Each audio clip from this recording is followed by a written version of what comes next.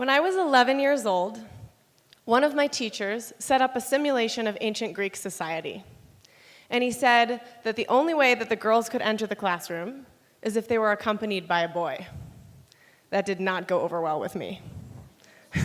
Despite my saying to him, "That is so unfair," he was totally unmoved. So when the bell rang that day, I turned on my heels and I marched straight to the library. But the next day, I was ready. I stood outside our classroom, struck my very first power pose, and as people were filing in, I managed to recruit 10 other girls to skip class with me. And for the next week during third period, we rehearsed the Greek play Lysistrata and performed it at the end of the week for credit at the end of the module on Greece. And while I'd like to think that I've matured as a person in many ways since then, some things never really change. And the root of my disobedience as a middle schooler is the same drive that led me to become an entrepreneur 15 years later. When I see a system that's unjust, I fight for fairness, and I seek to create an alternative. I founded Resonate in 2013 to leverage community organizing tools to try to combat inequality.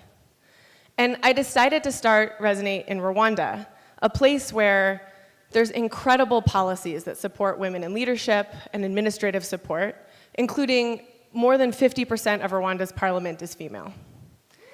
Yeah. And yet, at a local level, women still struggle to move into positions of power and take on leadership roles.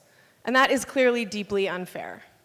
So I founded Resonate in Rwanda in order to bridge that gap between opportunity and action. Resonate unlocks leadership potential of women and girls in East Africa. And we partner with groups that are providing skill building and education, vocational training, and we integrate our proven model into their work so that women and girls can lead the changes that they want to see in their lives and communities. And that's women like Annunziata.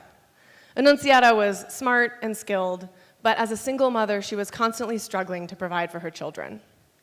She told us that before our training, she didn't think she had anything to be proud of. But throughout the course of our workshop, she began to reframe the way that she sees herself, and she started to view her decision to leave her abusive husband as one of courage and not of shame. She opened up and began talking to her family and her friends, and she even got the confidence to take out a loan. Now Annunziata runs a supermarket in her village. She provides easily for her family, and she's an inspiration to her own children and her community. And in the last 5 years, we've worked with 5,000 women like Annunziata, and 45% of our alumni take on leadership roles, 38% start businesses, 24% either get jobs or advance in the workforce. And women like Annunziata show us what's possible when we tackle inequality head on. And when we let women in East Africa lead, the world becomes more fair.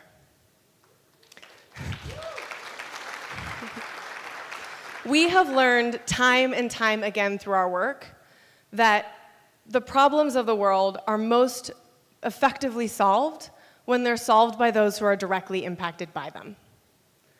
And I love my work at Resonate, and I'm so proud of what we've accomplished in these past 5 years, and especially of the team that we've built.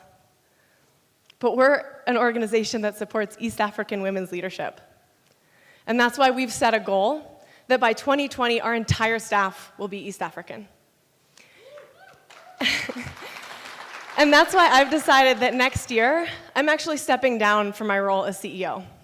And I'll be turning leadership of our organization over to an incredible East African leader, Noret Turimuchi. I know that women and girls in East Africa have what it takes to make the changes they want to see in their lives and in their communities. But in order to make that possible, I have to get out of the way.